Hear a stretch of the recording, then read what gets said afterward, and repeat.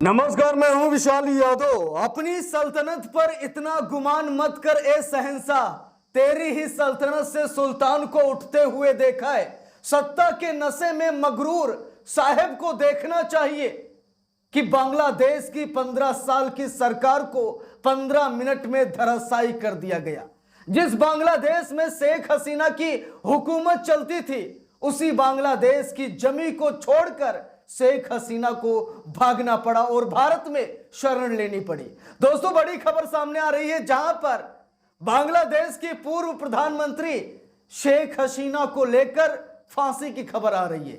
यह कहा जा रहा है कि शेख हसीना को अब फांसी पर लटका दिया जाएगा। भारत सरकार कितनी भी कोशिश क्यों न कर ले, लेकिन बांग्लादेश का कानून, बांग्लादेश की सरकार और बांग्लादेश कि आम आवाम अब शेख हसीना को छोड़ने वाले नहीं है। दोस्तों, इस खबर को देखकर आप लोग हैरान हो जाएंगे कि क्या देश का प्रधान सेवक इतनी बड़ी तानाशाही या फिर इतनी बड़ी मनमानी कर सकता है? क्या नरसंहार करने का आदेश दे सकता है? दोस्तों, यहां पर देखिए, बड़ी रिपोर्ट सामने आ गई है। लिखा भी है, शेख हसीना ने दिए थे नरसंहार के आदेश। बांग्लादेश में पूर्व पीएम के खिलाफ मुकदमा, फांसी तक की सजा हो सकती है। जरा सोचिए, प्रधान सेवक नरसंहार का आदेश देता है, लेकिन जनता की अदालत ने शेख हसीना को बांग्लादेश छोड़ने के लिए मजबूर किया। वो तो भारत की मेहरबानी है, भारत सरकार की मेहरबानी है कि शेख हसीना आज जीवित हैं, आज सुरक्षित हैं। देखिए दोस्तों, यहां पर लिखा है, इस मामले में 81 लोगों को गवाह के रूप में सूचीबद्ध किया गया है।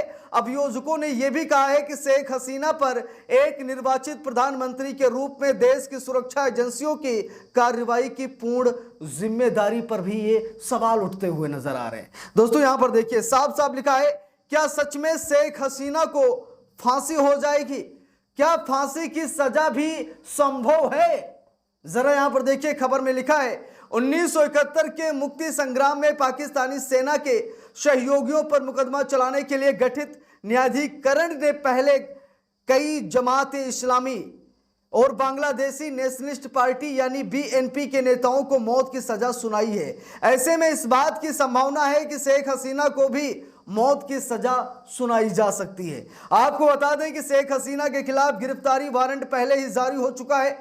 अंतरिम सरकार ने औपचारिक रूप से भारत से उनके प्रत्यावर्तन का अनुरोध किया है। नई दिल्ली ने नोट को स्वीकार किया है, लेकिन आगे कोई टिप्पणी नहीं की है। शेख हसीना प्रशासन में शामिल अधिकांश वरिष्ठ नेताओं को गिरफ्तार किया गया है। उन पर सामूहिक हत्या से लेकर पिछले साल की हिंसा के दौरान असंतोष को दबाने तक के आरोप लगे हैं। संयुक्त राष्ट्र मानवाधिकार कार्यालय के अनुसार 15 जुलाई से 15 अगस्त के बीच लगभग 1400 लोग मारे गए, जिनमें छात्र और सुरक्षा कर्मी शामिल हैं। यानी कि 1400 लोगों की हत्या शेख हसीना ने कराई, जैसा कि गवाह बता रहे हैं। और दोस्तों, यह भी कहा जा रहा है कि 81 लोगों ने अपनी गवाही दे दी है। 1 2 4 6 लोगों ने नहीं, बल्कि 81 लोगों ने शेख हसीना के खिलाफ गवाही दी है, जिसकी वजह से शेख हसीना की मुश्किलें लगातार बढ़ती जा रही हैं। देखिए, लिखा भी है, बांग्लादेश के पूर्व प्रधानमंत्री शेख हसीना और उनके 2 वरिष्ठ अधिकारियों पर 2024 के छात्र आंदोलन के दौरान मानवता के खिलाफ अपराधों का गंभीर आरोप लगाया गया है। अभियोजन पक्ष ने रविवार को एक टेलीविजन सुनवाई में घोषणा करते हुए बताया कि लोगों ने जानबूझकर हिंसक दमन अभियान चलाया, जिसमें बड़ी संख्या में लोगों की मौत हुई। मुख्य अभियोजक ताजुल इस्लाम ने कहा कि यह हत्याएं योजनाबद्ध थी, इसे नरसंहार भी कहा गया है। उन्होंने वीडियो साक्ष्यों और विभिन्न सरकारी एजेंसियों के बीच एनक्रिप्टेड संचार का हवाला देते हुए दावा किया कि शेख हसीना ने स्वयं सुरक्षा बलों, सत्ताधारी पार्टी और उनसे जुड़े संगठनों को यह कार्रवाई करने का निर्देश दिया था। शेख हसीना लंबे समय से कई मामलों में, कई विवादों में वो घिरती हुई नजर आई। जैसे कि दोस्तों, अभी हाल ही में बांग्लादेश के लोकसभा चुनाव भी हुए थे। ईवीएम का मामला था, जहां पर विपक्ष ने हाथ खड़े कर दिए कि हम ईवीएम से चुनाव नहीं लड़ेंगे। नतीजा यही निकला कि ईवीएम बैन हो गई बांग्लादेश में। लेकिन शेख हसीना ने विपक्षी नेताओं को उठाकर जेल में डाला, किसी को नहीं छोड़ा।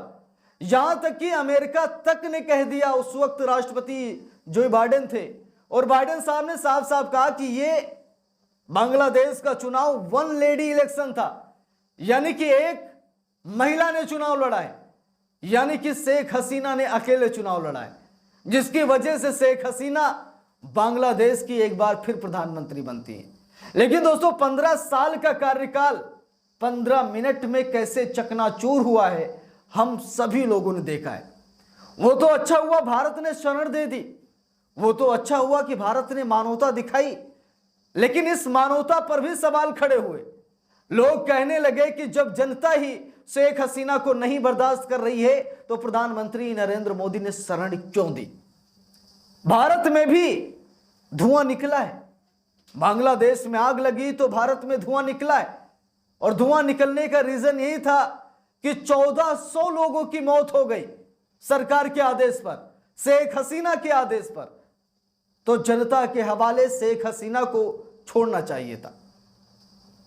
अब दोस्तों यह खबर सामने आ रही है कि सरकार से जुड़े कई लोगों को फांसी की सजा सुनाई गई है, तो ऐसे में शेख हसीना भी नहीं बच सकती हैं, क्योंकि जांच एजेंसियों को, प्रशासनिक अमले को इन्होंने आदेश दिया था नरसंहार करने का। छात्रों के आंदोलन पर गोलियां चलवाने का आदेश शेख हसीना ने दिया था, जैसा कि गवाह बताते हैं, जैसा कि बांग्लादेश की सरकार बता रही है।